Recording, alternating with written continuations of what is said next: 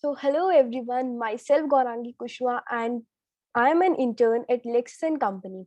So, today in this video, we are going to talk about a case law that is Muhammad Ahmad Khan versus Shah Banu Begum. So, in this video, I'll be going to share my screen and by that, I'll be explaining the case law. Just a second. Okay, so I hope the screen is visible to you all. Introduction. Muhammad Ahmad Khan versus Shah Banu Begum is a landmark suit which has dealt with the problem of triple talaq, fight against the male dominant Muslim society, struggle of rights, freedom of the Muslim woman. Despite facing discrimination for her husband's community, she fought for women like her. She fought against the system of triple talaq and at last her efforts not went in vain. The facts of the case are as follows. In 1932, Shah Banu was married to Muhammad Ahmad Khan, who was a renowned lawyer in Indore. They were the parents of 5 children. After 14 years of their marriage, Shah Banu's husband married another woman. In 1975, he divorced Shah Banu, who was then 62 years old. Yes, Shah Banu filed this suit in 1978. She was without any income and is neglected by her husband, is entitled to maintenance, which includes a divorced wife who is not married. In November 1978, he gave divorce to his wife Shah Banu by articulating or uttering triple talaq. After he pronounced irrevocable triple talaq, he took a safeguard that since because of this divorce, Shah Banu ceased to be his wife, due to which he was not liable to provide any maintenance to her. In, nine, in August 1979, the local court directed Muhammad Ahmad to furnish her rupees 25 per month to Shah Banu in a form of maintenance. After the application was filed by Shah Banu, the High Court of MP directed Khan to pay a sum of rupees 179.20 as maintenance. Khan filed an appeal before the apex court, contending that he cannot keep any form or connection with his divorced wife because it's not allowed by Islamic laws, and hence it is not legally responsible to maintain her wife. Like, he is not legally responsible to maintain her livelihood or her wife. So the issues raised in this case are whether section 125 of the Code of Criminal Procedure is concerned with Muslims or not, whether the amount of meher given by the husband on divorce is adequate to get the husband rid and is liable to maintain his wife or not, whether uniform civil code applies to all religions or not. The critical analysis of this case speaks a different thing. In the case of Muhammad Ahmad Khan versus Shah Banu Begum, the Supreme Court specifically underlined that the triple talaq cannot take away the maintenance right of a divorced Muslim woman who is not in a condition to maintain herself or her children when she is disowned or divorced by her husband. The period when the Shah Banu case was delivered to the Supreme Court, it faced a lot of criticism. Yes, a lot of criticism. The reasons why Muslim women faced these problems were they were not educated and self reliant as compared to other women. They faced serious issues and problems which led to a decrease in their level of self confidence and their knowledge in various sects. They were not allowed to study or educate themselves, and they were also denied to work either. Since since they faced all these things from very childhood, it was very natural that they in their difficult time cannot earn their living and can maintain themselves. So for them, alimony or maintenance was much needed. Yes, Shabano case was a normal case, just like other cases of maintenance which has taken place, and also verdict that was conducted by Supreme Court was also similar to the previous lawsuits.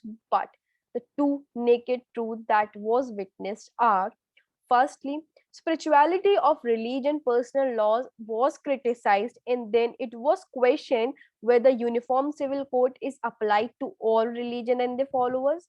Second thing, whether CRPC is applied to personal religious laws also. Okay, so the judgment for this case was The verdict of Shah Bano case was covered by C.J. Chandrachura. All India Muslim Personal Law and Jamiat Ulema e Hind were the two Muslim bodies accompanied the lawsuits as the intervener. On 3rd Feb 1981, Supreme Court gave an like-minded conclusion in this case and banished the plea of Muhammad Ahmad Khan and validated the verdict of the High Court. Supreme Court in this case duly held that since responsibility of Muslim women husbands towards a divorced wife is limited to an extent to iddat period, even though this situation does not contemplate the rule of law that is mentioned in the section 125 of CRPC 1973. According to the Supreme Court, this rule, according to the Muslim law, was against humanity or was wrong because a divorced wife was not in a condition to maintain herself.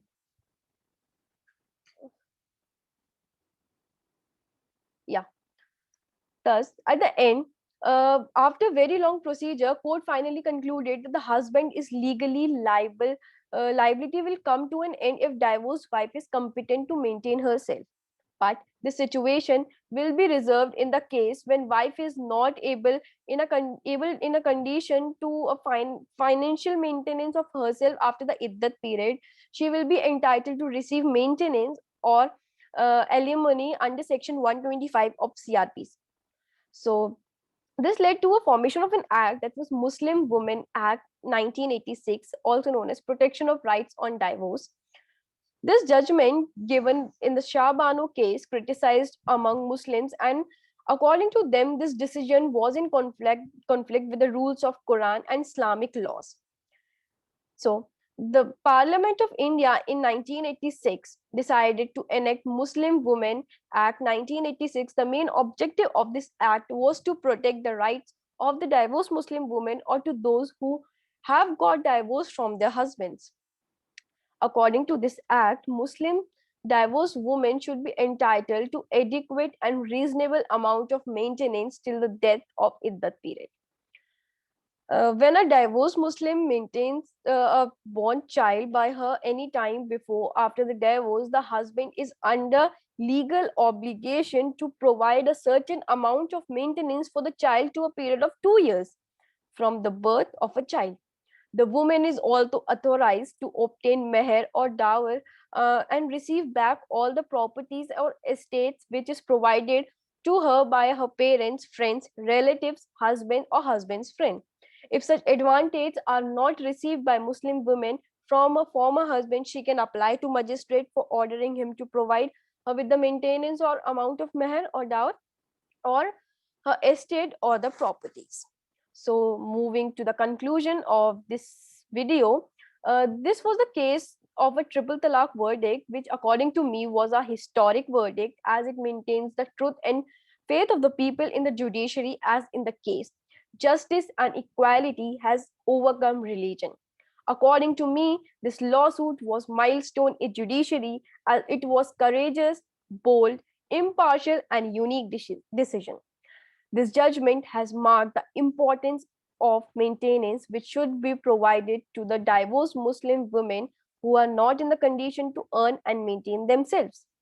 Even though the verdict of Shah Bano case given by the Supreme Court was invalidated by the endorsement of Muslim Women Act, the court held in further verdicts that divorced Muslim women under section 125 of CRPC can afford maintenance from a former husband or part from this divorced Muslim woman can assert or claim for ransom money or amount under Muslim Women Act. The Supreme Court, even though after dirty politics passed the judgment that was impartial and at last it had maintained the truth and faith of citizens in judiciary. So by this, we end up presentation here. Thank you so much and I hope you all have understood well. So thank you so much and stay safe, stay healthy.